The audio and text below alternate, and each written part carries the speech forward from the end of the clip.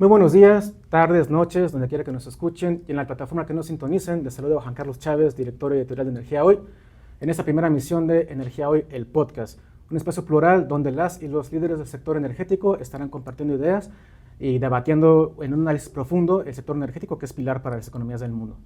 En esta ocasión, y nos enorgullece tener como madrina de la primera emisión de Energía Hoy, el podcast, a la maestra Ana Lara Ludlow, vicepresidenta de Asuntos Gubernamentales y de Sustentabilidad para ENGIE México, y aparte presidenta de la Comisión Nacional de Gas Natural para el Consejo Coordinador Empresarial.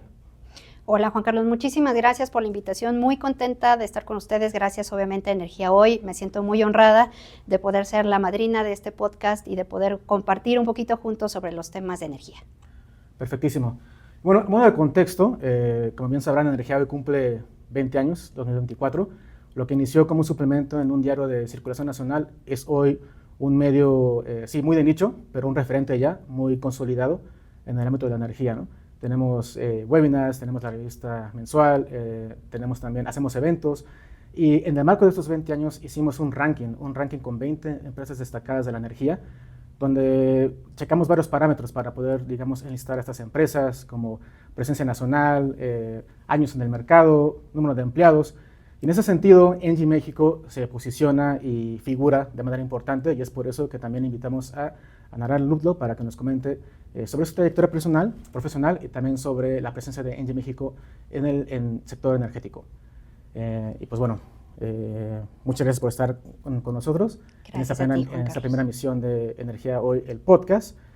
Y pues bueno, podemos comenzar con tu trayectoria. ¿Cómo es que tienes una licenciatura en Comunicación Social por el TEC de Monterrey, tienes una maestría en Administración por la misma institución? ¿Cómo es que comienzas a involucrarte en el sector energético? ¿Cómo es que los primeros pasos de Ana comienzan a darse en este sector? ¿Y por qué?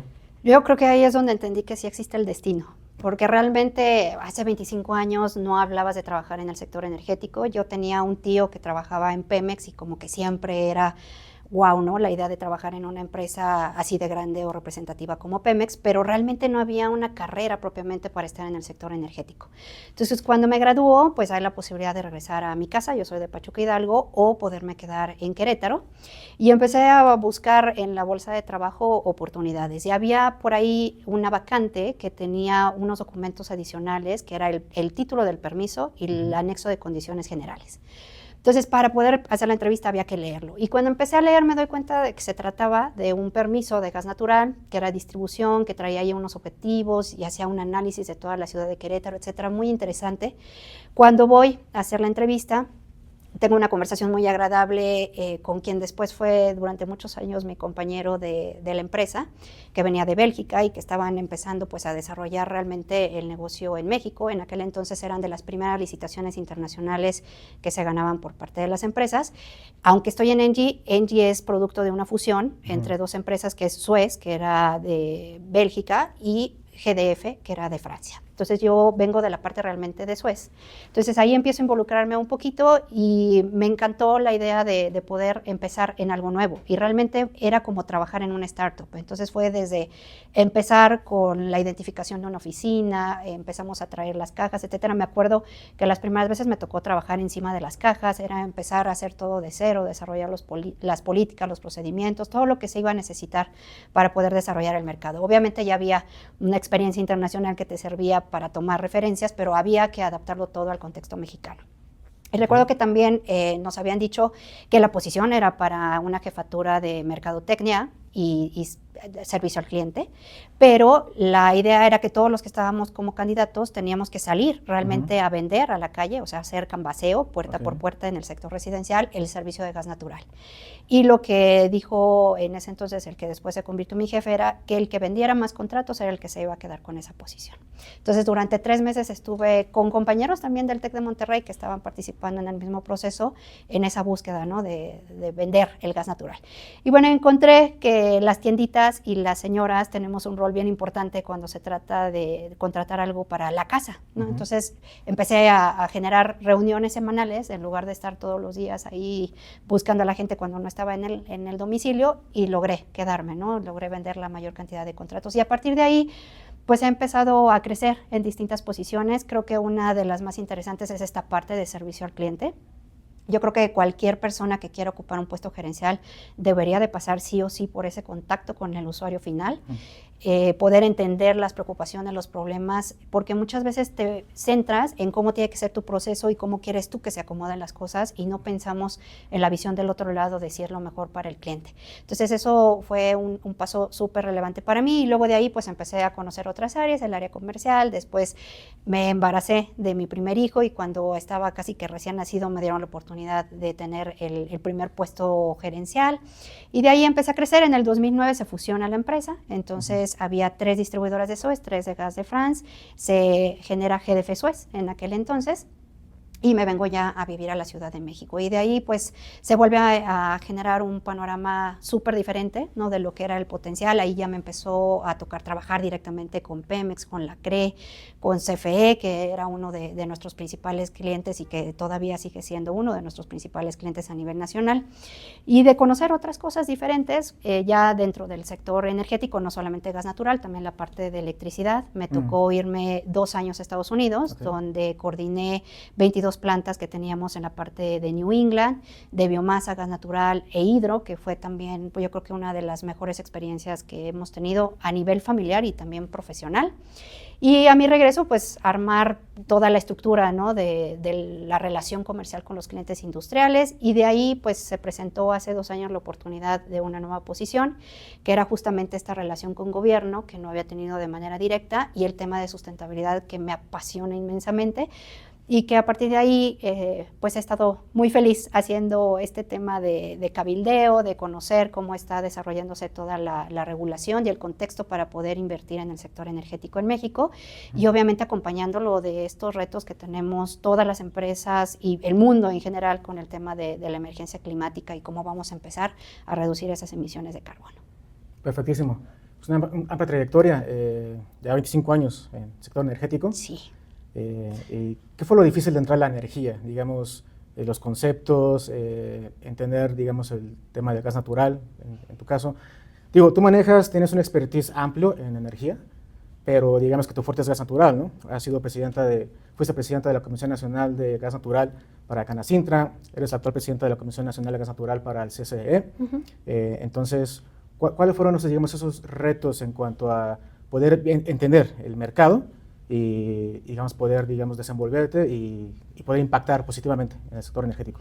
Pues creo que lo principal es que es un sector que siempre cambia, entonces tienes que estar constantemente aprendiendo, leyendo, teniendo contacto con el mercado para entender cuáles son los retos a los que te enfrentas. Obviamente pues también es un sector que tradicionalmente ha estado dominado por los hombres, somos muy poca la participación de las mujeres, creo que el dato más reciente hablaba de casi un 24% de participación de mujeres en el sector. Creo que ya con el tema de renovables se ha abierto un poquito más a la participación de mujeres, pero al inicio pues sí era como que lo normal, que me tocaba estar sentada en una mesa con 8 o 10 personas, de las cuales yo era la única mujer, y además muy joven, porque realmente la empresa me dio la oportunidad de entrar recién graduada y de tener la oportunidad de crecer y de tener posiciones de liderazgo realmente muy joven. Entonces eso siempre también ha sido un reto, porque el cuestionamiento de por qué estás tú aquí siempre es algo, creo que de manera muy natural, ¿no? Entonces te exige el que tú puedas demostrar, ¿no? Que la razón por la que estás ahí es por la capacidad, por las ganas, el talento, y eso requiere a veces muchas horas de trabajo y estar involucrada en muchísimos temas al mismo tiempo. Y sí, efectivamente, pues empecé con el gas natural. Entender los negocios regulados también requiere mucha lectura, involucrarte mucho, porque no es lo mismo que un negocio al que estás tradicionalmente acostumbrado, donde tienes que reducir tus gastos, tienes que invertir y asegurarte de que tenga la máxima ganancia. Acá hay un rol o un componente social bien importante en el tema de distribución y de transporte de gas. O sea, sí, efectivamente es un negocio que tiene una rentabilidad garantizada de largo plazo, pero que el manejo es distinto y tienes compromisos relevantes, ¿no? Que cumplir con el gobierno federal, como la cantidad de clientes que conectas, los kilómetros, las inversiones que se realizan. Entonces es un mercado distinto y súper interesante que pues, me apasionó desde el primer día. Y el estar cerca al final, el usuario final, creo que es bien importante. Entonces, la oportunidad que he tenido de trabajar con Canacintra muy de cerca, primero a nivel local en las ciudades en donde tenemos presencia y después a nivel nacional en el tema de energéticos, me ayudó mucho también a entender la visión desde el usuario final, ¿no? ¿Qué necesitan? ¿Qué es lo que hace sentido para ellos cuando el componente más importante que tienes de tus costos puede ser la energía? Y cómo hacerle frente a los retos de la descarbonización. Y después ahora en el Consejo Coordinador Empresarial, pues también muy contenta de poder participar. Es muy interesante el CCE porque tiene obviamente empresas del sector energético, yo creo que de las más relevantes en México, pero también usuarios finales grandes, otros que no lo son tanto. Entonces tienes una visión muy complementaria, casi de 360 grados diría yo, de cómo está funcionando los distintos temas del sector energético y en este caso particularmente de gas natural. Y ahora con la oportunidad de estar también dentro del American Chamber, pero en la parte de la mesa de electricidad, que también es uno de los retos yo creo que tenemos más importantes hoy día en México y que yo estoy muy entusiasmada con las oportunidades que espero que se empiecen a abrir para el siguiente año. Bueno, y en toda esta trayectoria de más de 25 años, ¿tienes alguna anécdota que quisieras compartir con ahora los podcast escuchas de Energía Hoy el podcast? Algo que te venga a la memoria, igual de la gestión de las 22 plantas eléctricas que coordinaste en Estados Unidos. Pues sí, realmente creo que esa fue una de las experiencias más gratas que he tenido dentro de la empresa. Me tocó ser la primera o la segunda persona de México que se movía a Estados Unidos. Reportábamos en aquel entonces al corporativo en Norteamérica y fue súper interesante también la reacción de los equipos, ¿no? Cuando me vieron llegar justo con esa experiencia que tenía yo en gas natural al sector de electricidad, ¿no? Y como que no había de entrada como mucha relación. Entonces, cuando empezaron a ver todo lo que se desarrollaba en México y cómo pues implementábamos el negocio, empezamos a ver que había un montón de similitudes. Y recuerdo, sí, impresionante la cantidad de cosas que podías compartir, ¿no? De los dos lados de buenas prácticas. En el caso de nosotros teníamos muchos controles que implementábamos que para ellos eran así como que diferentes o que no los habían visualizado, entonces pudimos compartir muchas buenas prácticas. Y recuerdo que muy al inicio, cuando hicimos un recorrido a las plantas que íbamos a tener que coordinar. Iba yo con una compañera que era la que se sentaba a mi lado, china, y entonces estábamos platicando de todos los temas culturales. ¿Qué tal su inglés? ¿Era tener el acento chino? O sea, te acostumbras, después de un ratito, además era la persona que se sentaba a mi lado y con la que tenía yo que trabajar muchísimo, entonces le tomé muchísimo cariño, es una gran amiga, pudimos compartir mucho, pero cuando empezamos a llegar a las plantas era la primera vez que las dos llegábamos a una planta de reserva hídrica, que en realidad esa planta de Northfield después la vende la empresa, pero es impresionante, yo creo que es uno de los activos más representativos de New England, y realmente cuando entras parece que estás entrando a la cueva de Batman, ¿no? Entonces me acuerdo que se abrió la puerta, estábamos nosotros entrando en el carro, y a mí se me salió el comentario de, wow, me siento como si fuera Batman, y la compañera que estaba conmigo, Carol, Robin, me decía, Batman, yo soy Robin, exacto, así de, yo soy Robin, y vamos a sacar esto adelante, ¿no? Y entramos impresionante, la verdad es que cuando haces los recorridos es increíble lo que te puedes encontrar en ese tipo de infraestructura, el trabajo que conlleva, el vínculo que tienen con las comunidades fue súper relevante para mí, y descubrir que también tenía muchas cosas culturalmente hablando, con los chinos, que jamás lo pensé, ¿no? Como mexicano no encuentras a la mejor conexión tan directa, pero después de que vas teniendo esa interacción, es un ambiente muy intercultural. La compañera de enfrente que se sentaba justo al lado mío es Ana también, entonces siempre hacíamos la broma de I'm the good Ana, you're the bad Ana, ¿no? O sea, quién era la buena Ana y la mala Ana, y bueno, hasta ahora seguimos haciendo esa broma de quién de las dos es la buena Ana o la mala Ana. Bueno, ciertamente hay más mujeres en el sector energético, no solo en México, sino en todas partes del mundo. De hecho, tú perteneces a esta organización, Voz Experta. Un saludo para todas las chicas Voz Experta que seguramente se harán podcast escuchas en el futuro cercano, esperemos. Seguro que sí. Y pues bueno, en ese sentido, en cuanto a la organización, ¿hacen eventos o en Voz Experta qué es lo que... ¿Cómo es que promocionan la participación de más mujeres en el sector energético? Pues primero, teniendo un rol importante en esos espacios públicos que se generan dentro del sector energético. Creo que es algo que Voz Experta ha tenido mucho tino en promover, ¿no? Que realmente los espacios en donde se hable de los temas de energía no sean únicamente de un sexo o del otro, sino que sean espacios incluyentes en los que haya ese equilibrio y esa búsqueda de representar la realidad que tenemos hoy día en México y en general en todo el mundo. Y lo que hace es justamente identificar a esas expertas en los distintos temas del sector energético y asegurar que tengan la posibilidad de intervenir en esos espacios, sean paneles, sean foros, sean conferencias, para que realmente se pueda tener la visión y la perspectiva de la mujer, que yo creo que es sumamente relevante. Con los retos que tenemos no hay manera de no tomar en cuenta las distintas visiones y sobre todo con todos estos temas de transición energética donde las habilidades de las mujeres son también muy relevantes, creo que ayuda muchísimo. Perfectísimo. Bueno, retomando la parte de Engie, en Engie México, digo, aparte del sector de gas natural, pues hidrocarburos, también tienen un amplio bagaje en renovables. Digo, tiene más de 1.300 kilómetros en cuanto a gasoductos, pero también tienen 6 parques eólicos, 2 parques solares en todo el país distribuidos. En ese sentido, bajo tu perspectiva, ¿cuáles son esos retos que en México todavía se tienen para acelerar lo que es la transición energética, lo que es la transición a combustibles más amigables con el medio ambiente? Pues yo creo que Engie es un ejemplo de cómo se puede tener una matriz muy diversificada y creo que puede servir para ilustrar un poco lo que podría ser una buena alternativa para México, que hoy día creo que es lo que está buscando justo el gobierno federal. En México pues tenemos una presencia importante en temas de gas, entonces tenemos gasoductos de transporte, ya lo comentabas, prácticamente 1.300 kilómetros y estamos construyendo otros 700 adicionales. Y tenemos también una presencia fuerte en la parte de distribución de gas, que a veces no es tan impactante en términos de la inversión, pero sí del beneficio que puede tener para el usuario final, porque realmente es el que llega hasta la puerta, hasta la casa, al comercio o a la industria. Pero tenemos también prácticamente 1 gigawatt de capacidad instalada con esos 6 parques solares, los 2 parques eólicos y tenemos 2 plantas de cogeneración eficiente. ¿Y por qué se vuelve relevante también esta parte de la generación con gas? Porque te brinda la confiabilidad que buscamos en los sistemas. Ya creo que hemos escuchado muchísimo sobre el tema de la intermitencia con los renovables y el reto que representa, y el tener ese respaldo del gas natural y sobre todo la posibilidad de las baterías, que nosotros también tenemos un sistema de almacenamiento en uno de nuestros parques solares, justo en Baja California Sur, en Sol de Insurgentes, permite tener esa seguridad, garantía y flexibilidad que requiere un sistema energético.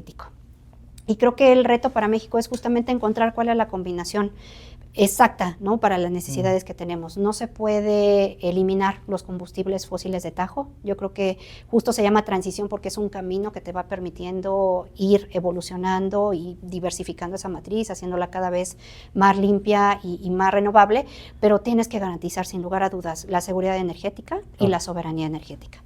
Y en ese tema el gas natural ayuda mucho, ¿no? Cuando tú miras la situación de México, pues tiene acceso al gas natural más abundante, más económico, que llega de manera directa a través de los gasoductos desde Estados Unidos. Entonces eso te brinda un respaldo importante para el sistema eléctrico nacional, porque recordemos que prácticamente el 60% de nuestra generación hoy día recae con el gas natural, pero también te da la posibilidad de empezar a descarbonizar otros sectores como el de transporte o el sector industrial.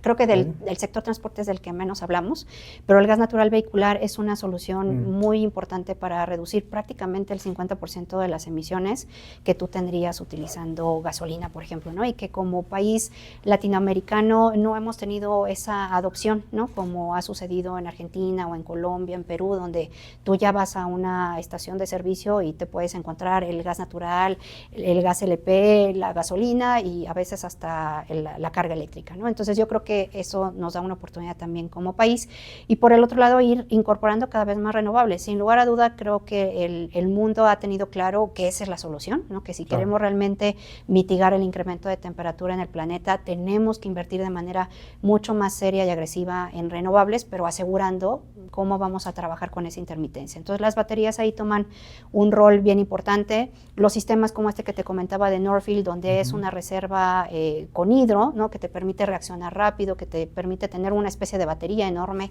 ahí para poder tener generación prácticamente inmediata, también pueden ser alternativas para México. Y obviamente pues tenemos que seguir viendo de qué manera vamos a hacer esa transición, ¿no? Con la generación de gas natural que hoy día tenemos. Pero hay un recurso enorme en México, entonces el potencial que podemos tener de desarrollar una matriz energética limpia y que sea ejemplo para otros países, seguramente lo vamos a ver muy pronto y se concretará positivamente. Se menciona que el gas natural es el combustible de la transición, ¿no? Es el hidrocarburo más limpio. Así es, así es. Sí, en realidad, o sea, si tú lo comparas con los otros combustibles fósiles, es el que menos contaminantes genera, justo por esa composición que tiene, ¿no? Es un carbono, 4 hidrógenos. Entonces, realmente lo que tú puedes tener es un combustible que al momento de que lo estás quemando genera menos emisiones a la atmósfera, no genera partículas sólidas tan significativas como otros combustibles fósiles, pero sin lugar a dudas es de transición. Significa que tenemos que ir viendo cómo vamos a ir acompañando, ¿no?, el uso del gas natural con otras alternativas.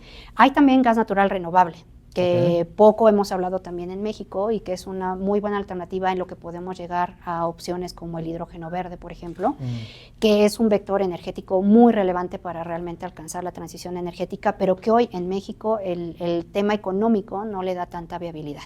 Pero el biometano, que es un gas natural renovable, te da una alternativa que puede ser interesante. De ahí justamente lo que se hace es aprovechar, ¿no?, todos esos residuos que pueden ser ganaderos, agrícolas, de los rellenos sanitarios, de los procesos propiamente industriales, y permites, ¿no?, a través de distintos sistemas la generación del biogás, que eso es algo que ya conocemos de hace muchos años en México y que a veces simplemente se quema o que pocas veces se utiliza para generación eléctrica y que hoy puede brindar una oportunidad interesante para descarbonizar también los procesos térmicos del sector industrial. Entonces ese biometano, ¿no?, ya tienes el biogás, separas el biometano y el biometano lo puedes inyectar a las redes de distribución como haces con el gas natural, pero con la ventaja de disminuir prácticamente al 80% las emisiones de carbono. En esa otra alternativa de los biocombustibles, del biometano, ¿cuáles son esos proyectos que Engie está trabajando, que va a trabajar en el futuro cercano, que podrías compartir con nuestra audiencia? Pues justo lo que nos interesa es también empezar a hacer eco de la estrategia que tenemos a nivel mundial. Nosotros buscamos no solamente ser el líder en la transición energética, sino ser la mejor empresa del sector energético en transición energética justa, y eso implica que tengamos que incrementar de manera muy ambiciosa nuestra participación en el sector de renovables. Hoy día tenemos el objetivo a nivel global de incrementar 4 gigawatts de capacidad por año. Hasta ahora lo hemos logrado bastante bien y la intención es que a partir del 2026 esos 4 gigawatts se conviertan en 8 gigawatts de capacidad instalada anual. Entonces eso es un reto interesante, pero viene también acompañado de empezar a enverdecer todo el negocio que tenemos hoy día en el sector de gas natural. Y de ahí la relevancia de impulsar temas como el que se dé la regulación en México para poder inyectar el biometano en las redes de gas natural. Y eso va a permitir también que otros sectores como el social, por ejemplo, que no es muy tradicional o que no participan de manera tan activa en el sector energético, se les pueda brindar también una oportunidad de participar pues de manera más directa, ¿no? Entonces todos esos agricultores, ganaderos pequeños que hoy día no saben qué hacer con sus residuos, que está generándose un tema importante en términos de contaminación por las emisiones fugitivas de metano. Incluso podemos tener contaminación de los mantos freáticos, por ejemplo, en el sureste. Este es un tema relevante, ¿no?, con toda la ganadería porcina, que hoy día realmente es increíble el lugar que tenemos en temas de exportaciones de cerdo a nivel mundial, y que esos residuos, si no son bien tratados, pues además de que estás perdiendo un recurso como el gas natural renovable, generas una contaminación. Entonces, tratándolo de manera adecuada, lo que queremos es que se incentive que estos productores puedan aprovechar esos residuos, generar el biometano y que eso lo podamos nosotros llevar a través de nuestros gasoductos para que lo puedan utilizar principalmente en el sector industrial, pero también se puede utilizar directamente en las casas. Perfectamente. Ya casi para finalizar, ya nos está acabando el tiempo para tener la primera emisión de Energía Hoy, el podcast. Mencionaste algo muy importante, el tema de la regulación. Digo, ahorita tenemos una presidenta que es maestra en energía renovable, tiene una expertise como nunca se tuvo antes en esa posición, en el Ejecutivo Federal. Se están viendo la extinción de algunos organismos que antes eran autónomos, que digamos, su operación pasa a otras dependencias. ¿Cómo vislumbran a Ana Laura Ludlow el sector energético mexicano para el futuro cercano? ¿Cuál es se puede ser positivo, se puede tener esa percepción de positivismo en este contexto que México está viviendo en el sector energético? Definitivamente creo que sí. Creo que hay dos cosas que me gustaría destacar de lo que acabas de comentar. Primero, que me dio muchísimo gusto, mucha alegría y mucho orgullo como mexicana, que en una toma de protesta de la primera mujer presidenta en México, se tocaron dos temas que me parecen súper relevantes y que nunca había escuchado en una toma de protesta. El primero, la participación activa de las mujeres, y el segundo, el tema de los renovables. Entonces, eso creo que da una perspectiva de lo que podemos esperar hacia adelante de esta administración. Pero también a lo largo de estas semanas y de estos meses hemos empezado a ver algunas acciones muy concretas como la emisión del plan de energía, que yo sé que falta trabajar en toda esa parte de regulación secundaria, pero que realmente brinda un marco de referencia claro para que todos sepamos qué es lo que se está esperando en el país. El que haya un objetivo tan ambicioso como el buscar que podamos alcanzar para el 2030 una participación del 45% de energías renovables, creo que pone a México en el foco de lo que podría ser la transición energética y de convertirse realmente en un líder en este tema. Creo que también es súper relevante que ha sido claro el gobierno que sí espera la participación del sector privado, ¿no? Ya sabemos que este 46% es ya algo concreto, que esperemos ver cómo se define en esta regulación secundaria específicamente los temas en cómo se puede trabajar. Se ha hablado de manera muy general en esas tres alternativas que existen, ¿no? La inversión mixta, en donde tú puedes participar de alguna manera, digamos, trabajando de la mano con el gobierno, obviamente la participación tradicional entre privados, que es algo a lo que ya tradicionalmente estábamos acostumbrados, pero también el que se puedan pensar en otros esquemas distintos que hagan que se genere, ¿no?, el mejor ámbito para poder tener certidumbre en las inversiones en el país. Sin lugar a dudas, hay retos que atacar. Creo que la transmisión eléctrica va a ser un tema súper relevante en el futuro. Siempre lo hemos dicho en muchos foros, y es algo que también menciona mucho Carla Medina como presidenta de la Solmex, donde también nosotros participamos activamente. Sin transmisión no hay transición. Claro. Entonces, para poder hacer esta incorporación tan ambiciosa de las energías renovables que estamos buscando, no solamente dependeremos del almacenamiento, que sin lugar a dudas va a jugar un rol importante, pero también de fortalecer nuestras líneas de transmisión y distribución eléctrica. Y ahí creo que, si bien ya el gobierno ha tomado ese liderazgo, ya ha reafirmado hace poco que hubo una declaración de la presidenta este fin de semana sobre los montos en las inversiones que va a realizar el gobierno federal en estos temas, es un reto enorme para el país, y creo que también el sector privado estamos ávidos de poder participar y acompañar aquello que bajo el liderazgo del gobierno podamos hacer también desde el sector privado. Pero sin lugar a dudas, yo creo que muchas cosas positivas estarán por llegar. Creo que México vive un momento único en términos de buscar atraer inversiones, pensar en este concepto de sustentabilidad, o sea, no solamente ver en el corto plazo, sino entender cómo este sector energético puede jugar un rol prioritario para lo que será el México del futuro. Perfectísimo. Pues una buena frase para cerrar esta primera emisión de Energía Hoy, el podcast. Una vez más agradecemos a Ana Lara Luplo, vicepresidenta de Asuntos Gubernamentales y de Sustentabilidad para ENGIE México, por amadrinar nuestro primer episodio de podcast, que espero sean muchos más. Una felicitación por toda tu trayectoria, por el ejemplo que estás dando, no solo a mujeres, sino a hombres y a toda la industria energética. Entonces, muchas gracias. Es un caso de admirar. Y pues bueno, podcast escuchas, los esperamos en la próxima emisión de Energía Hoy, el podcast. Nos pueden encontrar en las principales plataformas, Google Anchor, Apple Podcast, Spotify, Amazon Music, y también en nuestro canal de YouTube y en la página www.energiahoy.com. Yo soy Juan Carlos Chávez, director editorial de Energía Hoy. Muchas gracias.